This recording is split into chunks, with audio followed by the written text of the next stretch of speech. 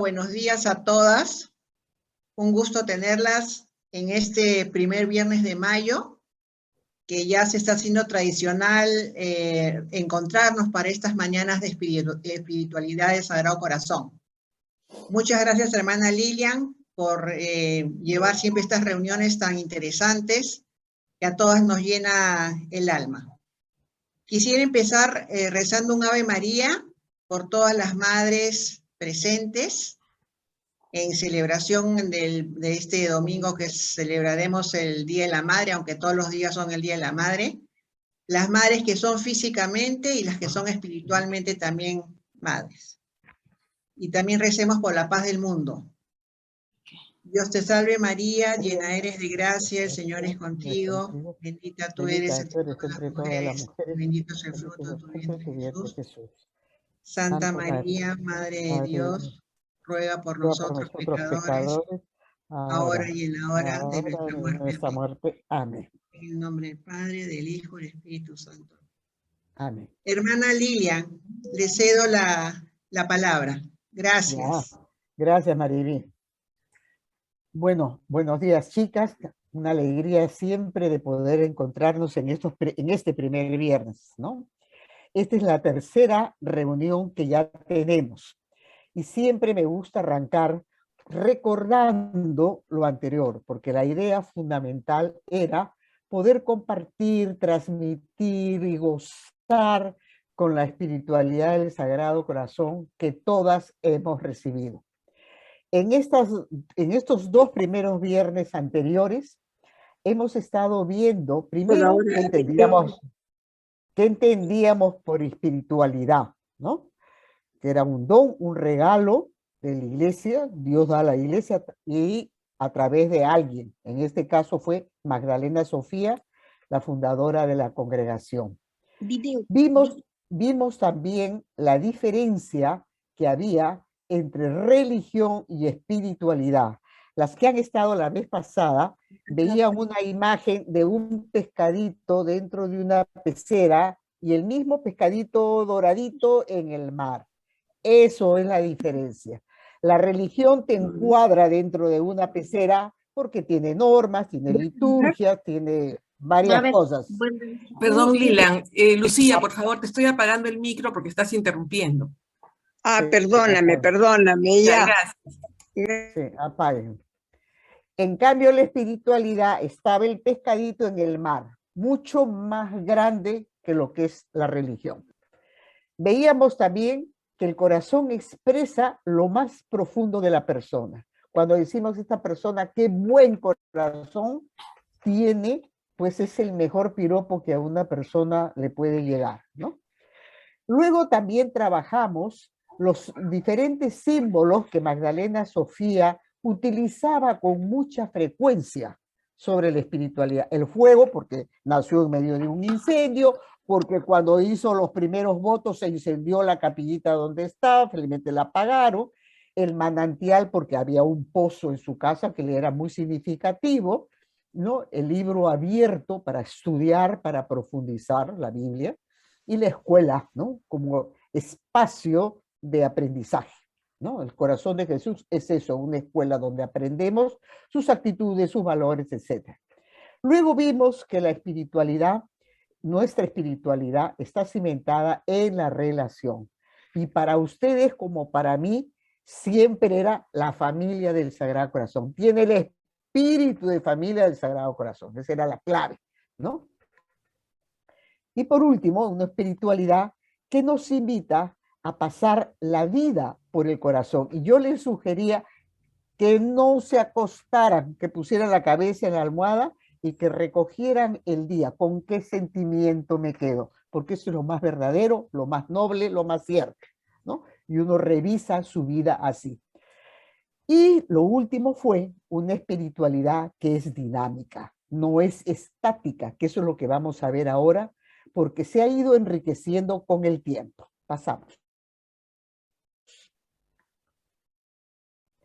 Esta espiritualidad dinámica, ustedes ven estos hilos entrelazados, esta espiritualidad es el hilo conductor para nosotros, ¿no?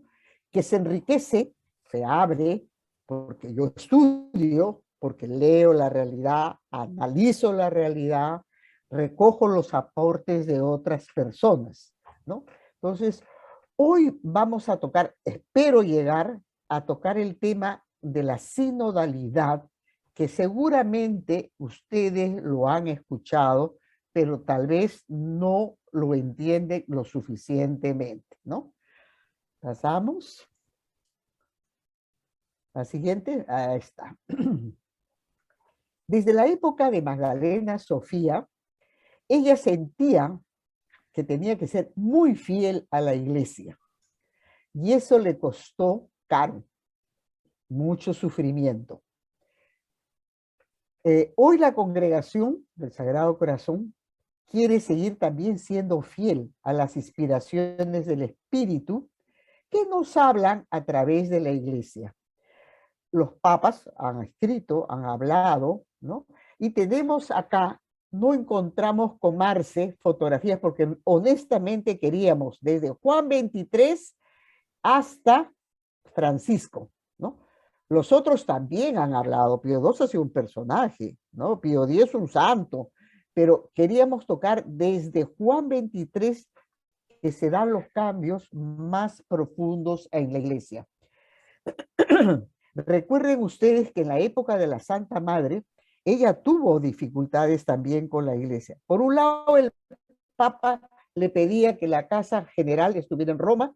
Por otro lado, los obispos franceses en pleno galitanismo tenía que ser en Francia.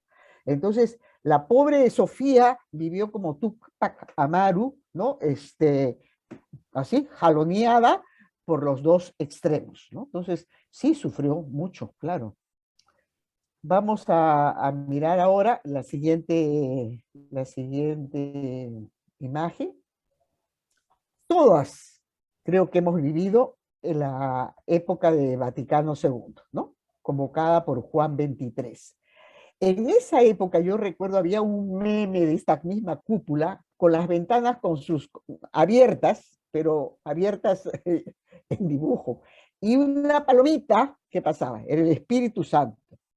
La idea de Juan 23 era que se renovara la iglesia, que entraran aires nuevos, se aireara la iglesia. Ha estado durante siglos como una gran gloria que todo se hacía igual, ¿no? Toda la Edad Media, todo hemos seguido igualito. Juan 23 cambia la vida de la iglesia, ¿no? Y como dice ahí, abrió ventanas, aireó la iglesia. El costo fue muy alto, mucha incomprensión, mucho dolor, ¿no? La misma curia romana le hizo la vida a cuadritos al pobre papa, ¿no? Se creía que un papa anciano no podía ser tan atrevido, pero el Espíritu Santo le dio la sabiduría y la valentía para hacerlo. Entonces, creo que esto es muy, muy importante. Esta apertura, ahora yo les quiero contar como una abuelita se los cuenta a ustedes, ¿no? Los cambios que han habido, ¿no? Los cambios del mundo, los cambios de la iglesia y los cambios que también nos han tocado a nosotros como religiosas del Sagrado Corazón y qué respuestas hemos ido dando a lo largo de estos años. Ahora, ¿por qué ha cambiado? Ustedes mismas, ¿por qué ha cambiado la congregación? Me lo han preguntado. Y entre ustedes, más todavía, ¿no? Pero sí, la iglesia cambió y la congregación cambió después de Vaticano. La siguiente. El concilio duró 3 etapas, ¿no? Arrancó con Juan 23 y termina con Pablo VI y revolucionó realmente la iglesia, ¿no? Era una iglesia, acuérdense ustedes, jerárquica, y en el concilio se dice, se proclama que la iglesia es pueblo de Dios en marcha, caminando. Se trabajaron temas para la renovación de la vida religiosa, que lo vamos a ver un poquito después, el diálogo interreligioso, ecumenismo, la formación de los laicos empieza acá, ¿ya? Y eso para mí es uno de los motivos también porque el laico tiene ahora un papel en la iglesia que antes no lo tenían sino las monjas o los curas. los medios de comunicación, la liturgia, ¿no? Yo recuerdo en Roma, ya en el Perú, nosotros en las misas había guitarra, tambores y qué sé yo. Roma, nada, órgano. La libertad religiosa, el tema de la educación, etc. Hubo muchísimos cambios. En esa época, yo les he puesto acá la imagen, que algunas lo recordarán cuando estábamos en el colegio, la visita a la madre Sabine de Balón, ¿no? Que vino al Perú. Esta mujer fue la primera invitada mujer al concilio. ¿Por qué? Porque era la presidenta de las superioras generales que estaban en Roma.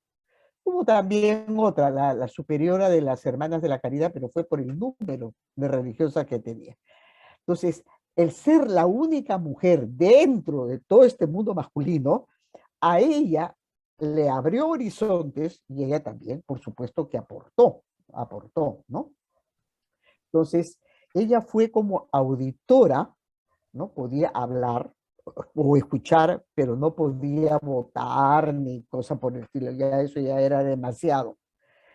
La presencia de ella marcó lo que pone acá en la última línea, un antes y un después en la congregación, porque ella escuchó de primera mano todo lo que se discutía, porque no solamente eran obispos, había detrás de ellos teólogos, gente preparadísima que sustentaban las cosas que decían. Entonces, claro, ella no era nada tonta, ella era francesa, muy inteligente, pero escuchó mucho. Con ella se empiezan los cambios. Pasamos a la siguiente. Ya. Después del concilio, claro, los documentos son documentos oficiales con un lenguaje más técnico, más denso en algunos casos. Entonces los obispos latinoamericanos y del Caribe convocaron varias conferencias episcopales para poder responder o aterrizar lo que Vaticano había dicho. A la derecha tiene el logo del CELAN, Conferencia Episcopal de América Latina y el Caribe. Entonces, acá hubo varias reuniones. Yo le pediría, creo, Margarita, ¿estás por ahí? Para que Margarita nos cuente un poquitito las diferentes reuniones que se han tenido de los obispos, que para América Latina también nos cambiaron la vida, porque ya era un lenguaje latinoamericano y el Caribe. Entonces no era el documento serio que era Vaticano. Y Margarita vivió también esto muy de cerca, y me gustaría que ella compartiera algunas anécdotas, algo de lo que ella vivió. Marga, adelante. Bueno, para mí fue una etapa preciosísima. Yo tenía 30 años, ya era profesa perpetua, y estaba empezando una vida religiosa muy diferente. Realmente para mí, mirando hacia atrás, reconozco que América Latina tiene una capacidad enorme de reunirnos. Si ustedes miran la historia, tenemos un regalo de Dios muy grande de tener el mismo idioma en muchos países de América Latina. Eso permitió a los obispos que se encontraron antes del concilio. Muchos obispos latinoamericanos se habían reunido por motivos de la acción católica, por motivos de encuentros interepiscopales, y se les ocurre fundar una conferencia episcopal, y es lo que se llama el CELAM. Fue la primera iniciativa de unión de los obispos del mundo en unas reuniones que tienen cada 2 años, y ahí conversan y revisan la situación. Entonces, en Río de Janeiro, en nuestra casa de Río de Janeiro, porque las hermanas eran muy amigas de algunos obispos, empezó el CELAM el año 1955. Y si ustedes se fijan, el concilio es convocado el año 62. Pocos años después, se funda también la Conferencia Latinoamericana de Religiosas, o religiosos también, la CLAR. Son 2 instituciones fundadas antes del concilio, que indican el deseo de América Latina de caminar juntos, que eso actualmente le llamamos sinodalidad. En esa época eran encuentros muy enriquecedores. Y también, para seguir con la primera vez que las provinciales de nuestra congregación se reunió para una revisión de su continente fue en América Latina. Y a mí me tocó, porque fue en Monterrico, y ahí estaba yo joven y hacía de secretaria. Entonces, ¿por qué cuento esto? Porque permitió que los obispos latinoamericanos, cuando llegaron al concilio, se conocían. Que las superioras del Perú, la de América Latina, cuando llegaron al capítulo del 70 y del 67, se conocían, porque habían estado en reuniones previas. Entonces, eso permitió que América Latina descubriera que la manera de vivir la religión, la manera de vivir la fe en este continente tenía que ser diferente.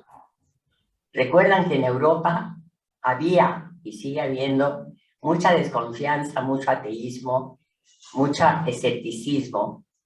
Recuerden que en Asia y en África son muchas otras maneras de encontrarse con Dios, los musulmanes, los judíos, las religiones africanas. El único continente que tiene la mayoría de católicos en esa época también era América Latina. Y entonces empieza la reflexión. ¿Cómo, siendo el continente con más cristianos, hay tanta desigualdad? ¿Qué pasa con la manera de vivir el cristianismo, que no reconocemos que Dios nos ama a todos como iguales, como hijos de Dios? Y entonces convocan a la Conferencia Episcopal en Medellín el año 68, que cambia la manera de ver la historia y la manera de vivir la espiritualidad en América Latina. Para el honor de nosotros y para gloria nuestra, el cardenal Landázuri tuvo un papel importantísimo. Pablo VI vino a inaugurar ese concilio concilio de Medellín, y muchos obispos estuvieron ahí. Entre ellos estaba un obispo que falleció muy joven, un obispo chileno, no recuerdo cómo se llama. Bueno, y entonces los obispos brasileros, los obispos peruanos y los obispos chilenos fueron los que asumieron con mayor interés e intensidad esos cambios. Y eso también nos arrastró a nosotras, porque la superiora de nosotros, Gaby Belón, formaba parte de la Conferencia de Religiosos del Perú, que también fue una instancia para revisar nuestra vida, y la congregación nos invitaba a ver a qué grupos sociales estábamos educando. Fue un momento difícil, como dice Lilian, y muchas veces nosotros ni sabíamos por dónde nos llevaba el Espíritu. Lo único que queríamos era ser fieles a Dios. Entonces, después ha habido otras conferencias episcopales en Puebla, en Santo Domingo, en Aparecida. Y el Papa Francisco estuvo en Aparecida y fue el que redactó los documentos. Por eso mucho de lo que el Papa Francisco, desde su visión latinoamericana, orienta al mundo hoy, tiene que haber nacido y como florecido en nuestra historia personal. Fue la época en que Gustavo Gutiérrez empieza a revisar la historia del cristianismo en el Perú y se da cuenta de que el éxodo la religión católica es liberadora. El éxodo fue la gran liberación y la vida de Jesús fue la gran liberación. Entonces todo eso realmente tiene mucho que ver con la espiritualidad del Sagrado Corazón y fue algo muy valioso para todas nosotras. Así que les agradezco muchísimo que escuchen y les pedimos disculpas también porque a veces no supimos vivirlo nosotros, porque estábamos tan desorientadas como todo el mundo. Gracias, Paquita. No paguen el micro ustedes, padre Paquita, por favor, por si acaso vayan a intervenir de nuevo, dejen el micro abierto. Bueno, a continuación de lo de Paquita, es verdad, en esos interines que hubo entre conferencia episcopal y conferencia episcopal, la congregación también hizo su camino para adecuarse a las llamadas de la Iglesia, de las superioras generales, porque éstas convocaron lo que ahora conocemos con el nombre de capítulos generales, ¿no? Que es la reunión de las provinciales de todo el mundo, ahora hasta con delegadas del mundo, y claro, reflexionan, hay un tema de interés ahí, y eso marcó, y sigue marcando nuestra vida tal como ustedes ahora la conocen. Entre las cosas que se hicieron fue que pidió el Vaticano fue la adecuación, o sea, rehacer las constituciones, pero a todas las congregaciones religiosas, todas, ¿no? Nosotros también tuvimos que revisar las que Magdalena Sofía había hecho para poderlas adecuar a las exigencias de nuestros tiempos. Hubo muchas dificultades y aquí sí le pediría a Paquita Tamayo, que lo vivió de cerca, porque ella era la secretaria general en Roma, en la Casa Madre, que iba, traía, volvía, se decepcionaba, volvía a intentar. Paquita, ¿puedes contarnos alguna historia, anécdota de lo que viviste en esa época? Bueno, gracias por esta oportunidad, porque la verdad fue una experiencia muy fuerte de todo el tiempo que estuvimos en el Consejo. La superiora general era Helen McLaughlin y tenía 4 consejeras, una de ellas yo. Comenzamos en 1982 en el capítulo general donde se escribieron las constituciones. Las constituciones, a pedido de la Iglesia, tenían que ser reformuladas para que expresen de verdad cuál era la forma de vida, la misión, la espiritualidad de cada una de las congregaciones que existían. Entonces, respondiendo a las llamadas que nos hacía el Vaticano II. El Vaticano terminó en 1965. Nosotros tuvimos un capítulo especial, el 67, pero todavía no tocamos las constituciones. Creo que es bueno ver un poco cómo fue el proceso inicial, cuando Magdalena Sofía tuvo que comenzar también a expresar de alguna manera en un documento que pudiera ser aceptado y aprobado por la Iglesia, cuál era la misión suya de vida religiosa. Magdalena Sofía comienza la sociedad en 1800 y recién en 1815 se hace lo que habría sido el primer capítulo general, que se llamaba Congregación General. Y ahí escriben y aprueban las constituciones preparadas por Magdalena Sofía, ayudada por el padre Barán. 15 años después de haber comenzado. ¿Por qué? Porque Magdalena Sofía quería ir respondiendo en la vida aquello que veía que el Señor iba pidiendo a este grupo religioso. No quería hacer teoría, quería que responda a la vida y a las llamadas del Señor. Algo similar pasó con nosotras cuando la Iglesia nos pide que volvamos a expresar esa manera de vivir, nuestra espiritualidad, nuestra misión. El 65, el Concilio Vaticano pide a todas las congregaciones de renovar sus constituciones. Y nosotros recién en el año 78, después de más de 10 años de haber vivido en la congregación, de haber tratado de expresar nuestra vida, nuestra misión, nuestra espiritualidad, respondiendo a lo que nos pedía el concilio, a lo que nos pedía la vida, a lo que nos pedía los signos de los tiempos. Entonces, el 78 comenzamos un gran proceso en toda la congregación que culmina en el capítulo de 1982, donde ahí, desde el aporte de todas las hermanas en las comunidades, en las provincias y en el capítulo, se llega al documento de las constituciones, que con gran alegría fue aprobado por unanimidad por las 90 y tantas participantes del capítulo. Bueno,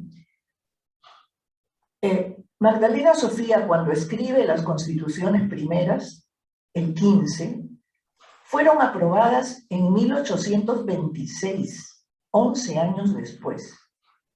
Nosotros las escribimos el 82 y fueron aprobadas el 87, 5 años después, que nos parecieron largos como si fueran 10. ¿Por qué esta lentitud? ¿Por qué este periodo tan largo de conversaciones, de idas y vueltas, de opiniones? Porque en los dos momentos el problema era una diferente visión de vida religiosa. ¿Qué le pasó a Magdalena Sofía? Cuando ella comienza la congregación en el siglo XIX, desde que había comenzado la vida religiosa ya en el siglo III o IV, la vida era monástica.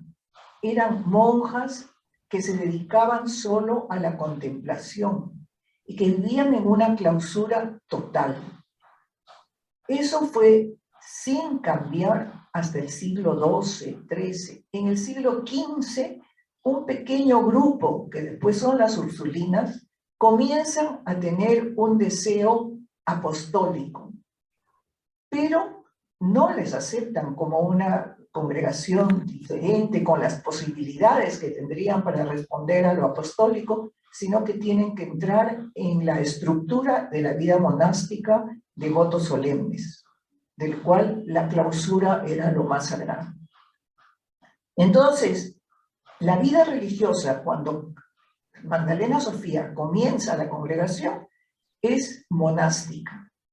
Y la visión que hereda del padre Tournelly es apostólica, es dedicarse a la educación para evangelizar, para que el cristianismo entre en la vida de las personas. Y no podía estar atada a una clausura, como estuvieron, por ejemplo, Filipina. Filipina antes había estudiado, habían escuelas, había estudiado con las visitandinas, que eran monjas de clausura, y las escuelas estaban dentro de la clausura, y las niñas guardaban la clausura como las monjas, que salían solo entonces las niñas en vacaciones. La escuela dentro, la visión de Magdalena Sofía era totalmente distinta. Por eso es que se demoran tanto en que la Iglesia acepte y reconozca a través de la aprobación que era una forma válida de vida religiosa, esta vida apostólica que era lo que buscaba Magdalena Sofía. Además de esta dedicación al apostolado, Magdalena Sofía quería que la congregación fuera un solo corazón y una sola alma, es decir, un solo cuerpo. La familia del Sagrado Corazón, una. Y para ello tenía que tener una aprobación de la Iglesia al más alto nivel, no una aprobación diocesana, donde los obispos que aprueban la congregación en su diócesis podían tocar, retocar y cambiar, aunque sean matices, de la vida religiosa. Magdalena Sofía no quería eso. Tenía que ser una aprobación pontificia que mostrara la unión de la congregación como un solo cuerpo. Esas fueron las dificultades de ese momento, una visión distinta de vida religiosa que comenzaban a hacer. Cuando nos toca a nosotros, en el 82, a la congregación, igual, el Vaticano nos había presentado una iglesia distinta, que fue naciendo a través de estas llamadas y estas inspiraciones del Espíritu. Entonces, la vida religiosa también tenía que responder a esas nuevas necesidades, a los signos de los tiempos, tenía que responder a aquello que el Espíritu nos estaba pidiendo en ese momento. Quienes tenían que aprobar, que dar esta aprobación pontificia, eran los miembros de los grupos, vamos a decir como los ministerios de la Iglesia, que son las congregaciones en Roma. Y que no es la congregación religiosa, es el grupo de obispos en esa época, ahora ya hay laicos, hermanas que están entrando. Entonces, ellos eran personas mucho más ligadas a la vida contemplativa, a la vida religiosa contemplativa. Tenían una visión de vida religiosa diferente incluso a la que el concilio estaba promoviendo. Y ese fue nuestro problema. El proceso se llamaba proceso de diálogo. Y yo me acuerdo que cuando comenzábamos, le digo a Helen y a las hermanas, tenemos que prepararnos tanto para estas reuniones de diálogo que vamos a tener, porque ¿qué va a salir ahí? Pues ese diálogo fue con papeles. Nunca nos vimos la cara. Incluso ni siquiera supimos quiénes eran los miembros que conformaban el jurado que tenía que aceptar, el congreso que le llaman, que tenía que aceptar las constituciones. O sea, era darnos a nosotros observaciones por escrito y estudiarlas nosotros y contestar y hacer nuestras propuestas. También fue larga este tiempo, este diálogo, porque una de las opciones que tomó Helen, nuestra general, fue de trabajar en conjunto como cuerpo con las provinciales. Entonces, todas las observaciones que recibíamos eran estudiadas por nosotros en el consejo, propuestas presentadas a las provinciales, ellas nos daban su opinión, llegábamos a un consenso y era eso, o sea, era el cuerpo de la sociedad el que estaba dialogando con la Santa Sede. Y bueno, muchos de los expertos nos decían que nosotros somos una congregación, y en ese momento éramos una congregación grande, influyente, y la iglesia que tenía estos procesos con miles de congregaciones, nos decía a nosotros lo que quería que las otras hagan. Eso de decir, yo le digo a Pedro lo que quiero que Juan escuche. Y por eso es que nos presentaron tantas observaciones. Y una cosa interesante también es que las observaciones no iban a lo fundamental, no tocaron la oración, no tocaron la obediencia, la castidad, no.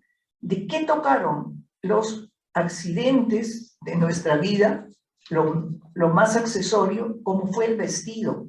El hábito fue el tema que más observaciones y más tiempo nos duró, necesitamos para poder llegar a un acuerdo.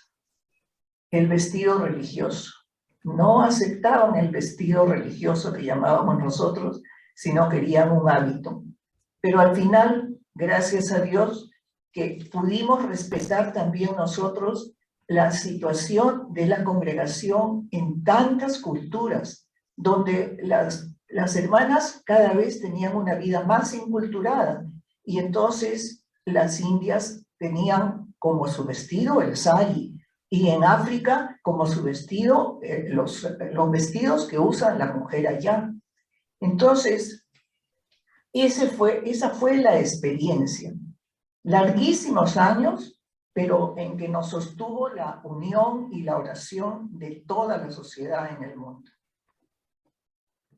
Ahora, después de esos 5 años de espera, de sufrimiento, quizá de deseo de ser fieles a la iglesia y de mantener el espíritu de la congregación, tuvimos una confirmación de Dios que no la esperábamos.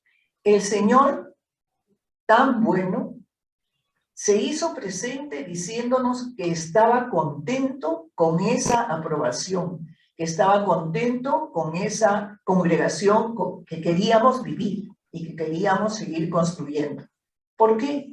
Porque solo 5 meses después de toda esta tensión, la misma iglesia nos acepta la canonización de Filipina Duchenne. O sea, la misma iglesia nos dice: de esta comunidad, de este cuerpo religioso, puede salir también una santa, y esa es Filipina Duchenne.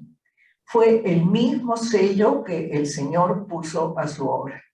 Entonces, la verdad, como todo lo que hace el Señor, terminamos gloriosas, resucitadas, después de todo este proceso.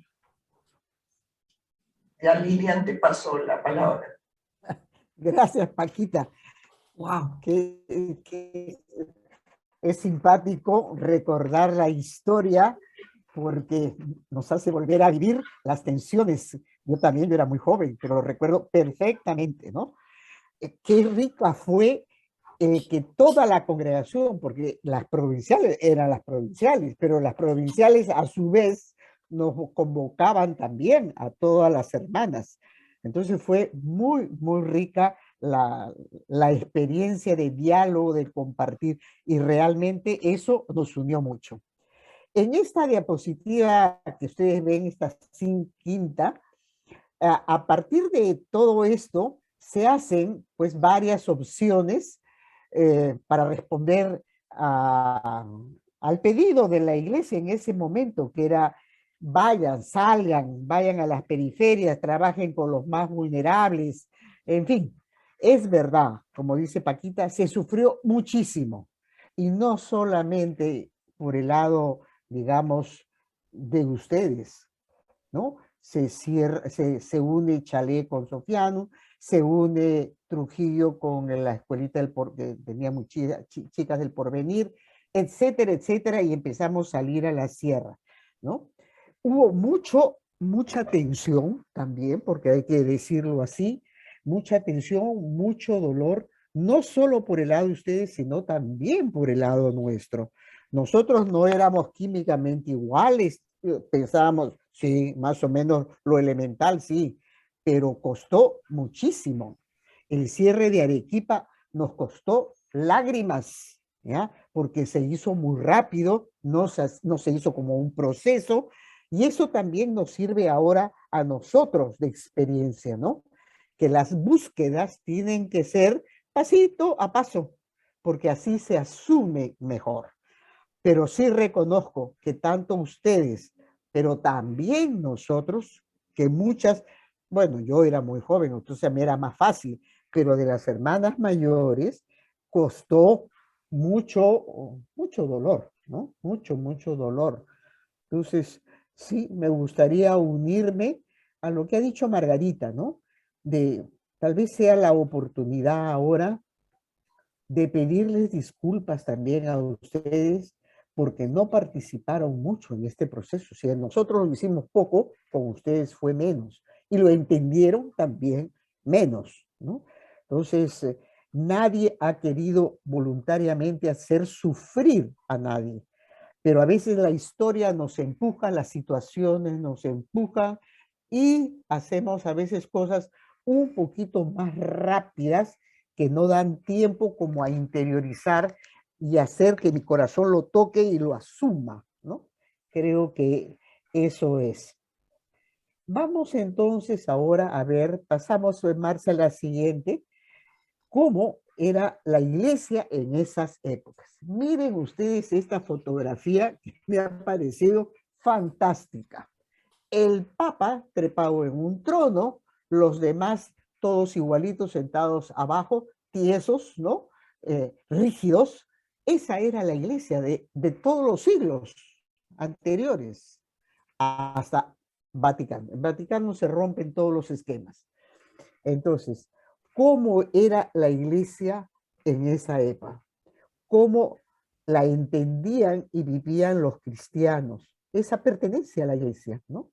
Entonces, a mí me gustaría, si alguna de ustedes quiere poner alguna alguna idea, porque yo quería que el día de hoy pudiéramos interactuar, aunque no acabemos, ya, no importa, pero interactuar un poquito. ¿Cómo era la iglesia cuando ustedes eran chicas? Estábamos en el colegio, éramos muy jovencitas, ¿no?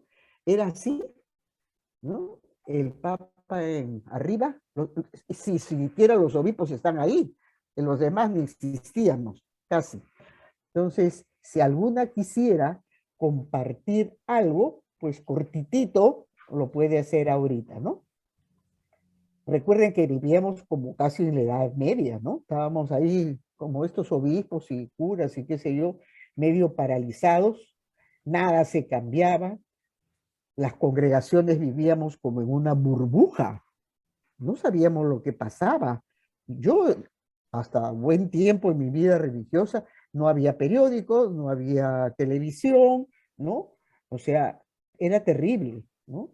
Y la igualdad era el ser iguales acá, en África, en Japón, lo que sea, era como una, ¿sí? Una cosa buena, positiva, ser todas igualitas, cortadas por la misma tijera. Bueno, las dejo mejor a ustedes. A ver. Lilian, Mari ha levantado la mano. Mari, por favor, enciende tu Ya, micro. ya. Tú das el pase, Mari. Dice iPhone de Mari, ella ha levantado la mano, por favor, enciende el micro, exacto. Hola a todos. Bueno, sí, me parece, estoy realmente cautivada con todo lo que se está hablando. Voy a ser muy breve. Quisiera la grabación de la última que no pude participar. Quizá Marcela me la puede hacer llegar o cualquiera de ustedes. Bueno, con respecto a lo que están mencionando en este momento, sí, efectivamente la iglesia era así. Antiguamente, cuando yo era muy chiquita, pero el piso era firme, ¿no? Yo vivía en Sofía Anum en la época en que fue la princesa Michiko, ¿no? Y toda esta época, ¿no? El piso era firme, ¿no? Luego vino todos estos cambios, ¿no? No decirnos que, por ejemplo, que la Virgen María no era un modelo a seguir porque ella vivió su tiempo y su realidad y que nosotros teníamos que vivir cada una nuestro tiempo y nuestra realidad. Entonces, esto se presentó o presentó para nosotras, digamos, muchas confusiones, ¿no? Sin embargo, y pese a todo, yo ahora comprendo el dolor de ustedes, que no lo había visto antes. Pese a todo, la admiración y la gratitud hacia el colegio, en mi caso y en el de la mayoría, es enorme, ¿no? Y eso quiero dejarlo muy claro. Ahora, de lo que estamos hablando, el punto concreto, cómo era la iglesia en ese momento, sí, la iglesia era, como ustedes dicen, probablemente yo no lo recuerdo mucho porque era muy niña, pero sí recuerdo los funerales del Papa Juan Pablo II, y me quedé anonadada al ver que eran unos funerales de la Edad Media donde no había ninguna presencia femenina. Y la verdad que eso me dolió un montón, porque seguí pensando que la iglesia era un grupo de hombres, que era la jerarquía, ¿no? Y no había presencia femenina durante todo el funeral. Para ser bien honesta, hubo una mujer que leyó una epístola o un mensaje, no sé, no recuerdo exactamente, ¿no? Sí. Pero esto no ha sido pues hace 40 años ni 60, eso ha sido ahorita, ¿no? Y esto quisiera yo mencionarlo. Les agradezco mucho por Gracias, esta... querida. Gracias, Mari. Tenemos otra mano levantada, Lilian, que es Ana María Casas. Ya. Ani, abre tu micro.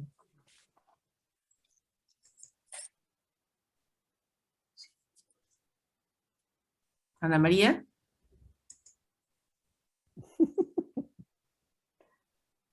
¿Qué pasó por ahí?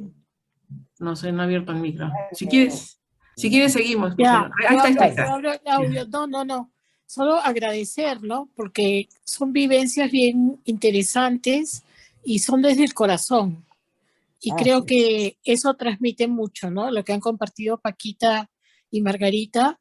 Y eso nos enriquece a todas y nos vuelve a unir, nos sigue uniendo, mejor dicho.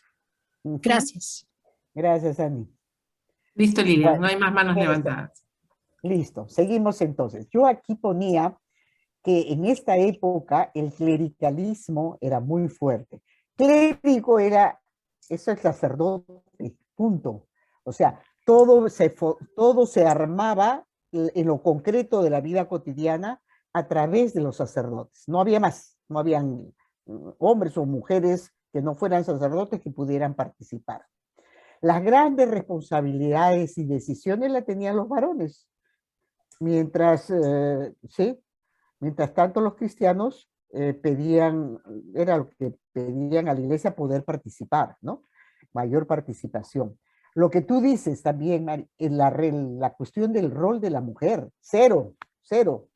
En general no se les escuchaba ni sus necesidades ni sus dificultades. Y la vida religiosa no tenía ni voz ni voto en la iglesia, ni en la política. Yo he vendido ¿cómo se llama? A votar, ya, más que joven, un poquito más madura, ¿no? O sea, y hasta ahora seguimos luchando en el Perú por el machismo que hay, por la poca paridad que hay en el Congreso, en el Ejecutivo, en las empresas, en todo, ¿no? Entonces, el mundo ha cambiado y eso es lo que nosotros tenemos que cambiar también. O sea, hay que abrirnos a las voces que nos vienen de afuera, no solamente escucharnos nosotros, escuchar lo que viene de afuera. Pasamos a la siguiente, Marce. Esto era una burbuja lo que hemos vivido. En 1956, esto es muy bonito, el cardenal Juan Landázuri Ricketts buscó a la madre Cubero, que era la vicaria en ese entonces, su deseo de fundar una parroquia en el Cerro del Agustino bajo la advocación de Magdalena Sofía. Esta es una foto real del cardenal, ¿no? Que se dedicó mucho a los pueblos jóvenes que se llamaban en aquella época, ¿no? Y en el Agustino, dentro del Agustino, uno de los cerros era el San Pedro, que es donde estamos. Después ahí también al frente está, ¿cómo se llama? Ay, se me fueron los nombres. Bueno, da igual. Entonces, le pidió a la madre Cubero presencia, apoyo, ayuda. Y la asociación de exalumnas ahí arranca asumiendo, acogiendo esta preocupación del cardenal y empieza muy humildemente apoyando la construcción de un pequeño salón capilla, de una casita prefabricada para un sacerdote que llegó y otros pequeños servicios. El alma de esto fue la madre Margarita Regí, que muchas de las mayores sí la han conocido, lo he conocido en el colegio, ya mayor, pero estaba ahí paradita, que ayudó muchísimo esta iniciativa y así empieza una nueva etapa en la asociación. Esto me parece bien importante. En 1963 se funda en el Agustino la escuela chiquita, Santa Magdalena Sofía, y en el 64 se convierte en lo que es hoy día el Colegio Parroquial Madre Admirable. No se podía decir Mater Admirabilis en un ambiente en que no sabían ni latín, ¿ya? Ni el castellano, por último, porque ahí llegaban muchos migrantes de la sierra por distintos motivos, ¿no? Ya empezaría, no sé si el terrorismo, pero sí el deseo de los papás de que sus hijos fueran mejor que ellos, tuvieran mejor educación, etcétera, etcétera. Las fundadoras de esto que ustedes sí las han conocido han sido Susana Bockley, ¿no? Tita Jaime, Violeta Jaime, Dina Maza, María Vázquez de Velasco, ¿no? Margarita Rebarrientos y Otilia Gender, fueron las primeras que llegaron, fueron las pioneras en esto. Pasamos a la siguiente, Marce. Miren qué bonito el logo, ¿no? Renovados por el Espíritu. Desde 1965 hacia adelante empiezan los cambios. Se abren, se cierran comunidades. Figúrense que entre las que se abrieron y cerraron fueron como 35. Calculen ustedes. Fue una época de mucha efervescencia, de mucha búsqueda, de apertura al espíritu, pero también con aciertos y desaciertos. Y esa es la pura y gran verdad. Algunas de ustedes han conocido, por ejemplo, Rosario Valdevellano, estuvo en Yucay, que era una granja escuela para el mejoramiento de la raza de los animales. Era a los chiquillos del colegio, además de sacar su cartón de primaria y secundaria, se les enseñaban técnicas agropecuarias para que mejoraran. Y eso fue un acierto. En Tinta hemos tenido también el pedagógico, o en fin, hay muchísimos cambios que han habido. Yo estuve en la fundación de Bambamarca y les cuento cómo sentíamos la necesidad de abrir la provincia a otro mundo, a la sierra, y le dijimos con Pilar Cardó, a Gaby Belón, no, a Fanny Sebrecos, que era la provincial, que teníamos esa inquietud en el corazón. ¿Cuál fue la respuesta de Fanny? Vayan y busquen. Esto me ha quedado para la vida entera, que eso es lo que tenemos que hacer todas ustedes como mamás, ¿no? Nosotros como monjas, ir y buscar. Lo peor que nos puede pasar es quedarnos metidas en una burbuja como lo habíamos tenido en ese momento.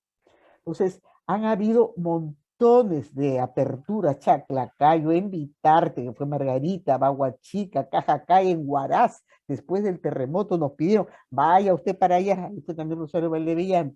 En fin, si yo les contara la cantidad de aperturas y de cerradas, es impresionante. Pasamos a la siguiente rapidito. A ver, vamos a mirar ahora, a propósito lo he puesto, las hermanas a través del tiempo. No sé si ustedes reconocen quién es esta monjita. ¿La reconocen? No. A ver, Víctor. La Madre Belón, la Madre Belón. Exactamente, ¿no? Que fue maestra general, fue vicaria y provincial también, ¿no? Marcó, Gaby fue una persona importantísima en la provincia porque alentó las búsquedas de las jóvenes, ¿no? Entonces fue muy importante. A ver, sígueme, Marce, para que se ríen un poco. ¿Reconocen a esta? Muy cercana a ustedes. Margarita. Claro que sí.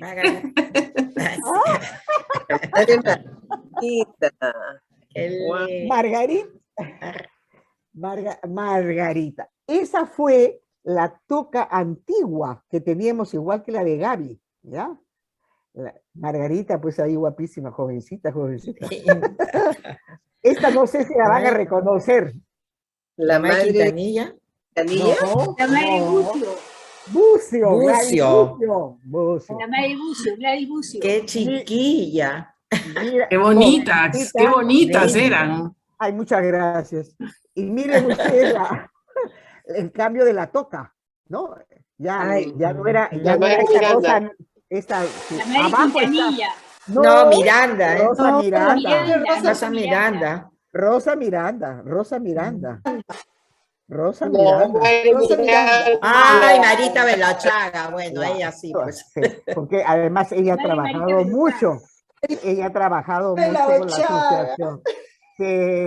Pero miren ustedes los cambios, ¿no? De la toca de este tipo pasa Gladys Bucio a este otro tipo.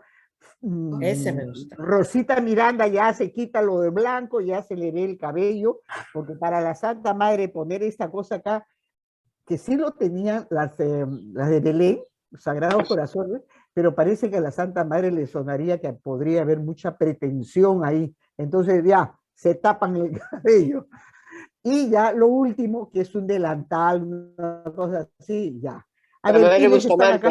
Claro. Amelia Bustamante. Amelia Bustamante. María Amelia, la madre Bucio, cuando viajaron a Cuba. Ah, no me acuerdo. Bueno, esa foto yo no sé de dónde es, pero... Es de la UNIFE esa foto. Parece que sí, porque era rectora y vicerrectora en simultáneo. Sí, claro. Ahora van a adivinar otra vez, ¿ah? A ver quién es esta. A ver, ¿reconoce? No, está muy lejos. Está muy borroso. Y esta. De la casa de las esa mayores. sí es Paquita, ¿no? Paquita Tamayo. Paquita Tamayo está todavía de aspirante, está sin cruz. Paquita Tamayo. Ahí ya está. Ahí está la evolución de Paquita Tamayo. ¿Ya? Y ahora viene otra evolución. Ay, Lilian. Miren, miren. La evolución de Lilian. Y ahora esta, ¿qué tal? En las tres estoy jovencita, pues. Claro. Qué risa hoy. Bueno, estos son los cambios externos, pero creo que lo más importante de todo es los cambios internos. El ir Vayan cerrando sus los- micros porque ya terminó la intervención. Los cambios, ¿no? Porque eso señala como para mí la fidelidad al espíritu. Yo sí creo que para muchas ha sido mucho dolor, mucha rabia en algunas también, ¿no? Y mucha incomprensión, pero creo que lo importante, ay Dios mío, acá diablo suena algo que no sé qué apagar. Es un simulacro. Es simulacro. Fíjate, ya, lo voy a esconder por acá abajo. No, pero creo que lo más valioso es que con errores y con aciertos, el único deseo, amigas queridas, ha sido ser fieles al espíritu. Ser fieles al espíritu. Nada más. Aunque se ponga audífonos, se escucha. Bueno, eso ya lo iba a pasar, creí que lo ibas a pasar para después. Bueno, en el 2018 recordamos la visita del Papa Francisco a Lima, ¿no? Puerto Maldonado, Trujillo y Lima. ¿Cómo lo vivieron ustedes en sus diferentes lugares? Ya, pues ahora creo que es un poco tarde para... Quería que ustedes lo comentaran, ¿no? Dale, Lilian. Pero creo que lo importante es el mensaje que les dio a los jóvenes, los alentó muchísimo, ¿no? A nosotros nos dijo, al peruano, nos dijo que éramos una tierra ensantada por la cantidad de santos que teníamos, lo cual es la purísima verdad. Y lo rico de acá fue que ha sido el primer encuentro con representantes de las tribus amazónicas en Puerto Maldonado.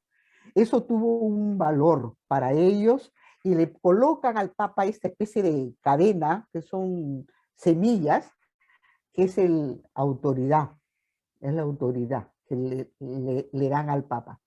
Esto marca para el Papa enormemente, que lo vamos a ver después cuando veamos la parte ya más del sínodo, cómo los convoca. Primero han estado ya, después de esto, en otra reunión preparatoria con los obispos de estos lugares y con representantes de las tribus amazónicas, ¿ya? Y en el 2019... Ya te regresé, 2019. Ya. De 9, el Papa convoca en Roma una reunión local, les acabo de decir, ¿no? Con participación de representantes en realidad del mundo amazónico, ¿no? O sea, una de las cosas que el Papa repetía a los jóvenes, no son el futuro, son el presente. Eso me pareció excelente, ¿no? Porque generalmente decimos son el futuro del Perú, del mundo, etcétera, etcétera. No, el Papa decía, los jóvenes son el presente, ¿no? Que éramos una tierra de esperanza, que desafía la unidad de todo su pueblo. Eso me pareció precioso. Y acá lo vemos en el 2021, cómo los obispos quieren volver a reunirse en la 6ª Conferencia Episcopal Latinoamericana y del Caribe, pero el Papa les hace otra propuesta, una contrapropuesta, para que en lugar de eso se convoque la primera Asamblea Eclesial de América Latina y el Caribe, bajo el lema "Todos somos discípulos misioneros en salida". El Papa, sí, precisó que era una asamblea de todo el pueblo de Dios. Y vamos a verlo después, pasa a la siguiente, ¿no? Cómo cambia esta participación. El lenguaje sencillo y cercano del Papa Francisco convoca, eso es real. Todo el mundo, si es el Papa Francisco, es Panchito, pero es el Papa, ¿no? Y el Papa Francisco hace un giro de timón en la manera de conducir y fortalecer la Iglesia. Esta vez es Papa al servicio de la Iglesia del Vaticano II, una iglesia piramidal al revés. Si recuerdan, la iglesia antes era el Papa arriba y todos los demás abajo.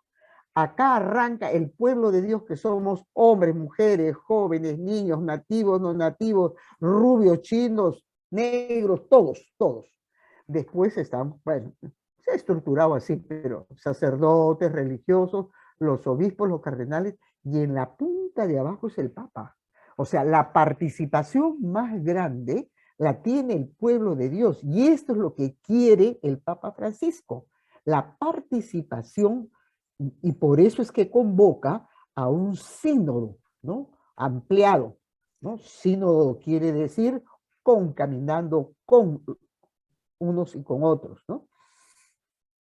Entonces, ese es, y acá vemos, por ejemplo, el Papa igualito, o sea, con otras, o sea, estos son líderes religiosos de otros lados, ¿no? Entonces, ¿qué quiere decir sínodo? Quiere decir camino sinodal, o sea, que camino o sea, y ese es con corresponsabilidad. Todos somos responsables, no es el Papa, no es el obispo, no es el cura, no es la monja. Eres tú, yo, las antiguas, todas, caminamos juntos, ¿no? Es un proceso, o sea, es un camino en el que se escucha, y me parece muy lindo el que se pone en el zapato del otro, ¿no?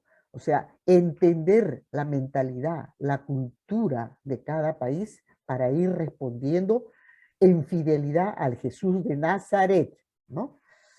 Un proceso vivo es sentirnos que iglesia, que caminamos juntos, que nos escuchamos, nos pelearemos también seguramente, pero caminando, ¿no? Y ahí estamos metidos todos, jóvenes, enfermos, encarcelados, marginados, indígenas, etcétera, etcétera. ¿Seguimos? Y este es el logo que ustedes habrán visto. Eso redondo no es el sol, es la Eucaristía. O sea, centrados en Jesús. Y lo otro, esas líneas así, el espíritu que va a ir alentando a viejitos, jovencitos, niños de todas las razas. Ahí ven un bastón de un obispo. O sea, todos por una iglesia sinodal. Una iglesia en la que todos somos importantes, en que todos tenemos una palabra para decir, ¿no? ¿Vimos? Y terminamos. Entonces les quiero agradecer. Este logo me parece muy lindo, ¿no? Porque si ustedes ven, es la barca de Pedro, ¿no? Pero con las alas del Espíritu Santo. O sea, el Espíritu lleva a la iglesia a veces por caminos que a primera vista no lo podemos entender. El Papa Francisco siempre ha sido, bueno, todos los papas, todos, de alguna manera, porque con Pío XII le criticaron la cuestión de los judíos, a Juan XXIII de anciano, inútil y qué sé yo, también, ¿no? Todos. Y a Papa Francisco igual le dicen comunista, creo que terrorista no llegan para tanto, pero igual, o sea, no hay claridad, no hay diferencia.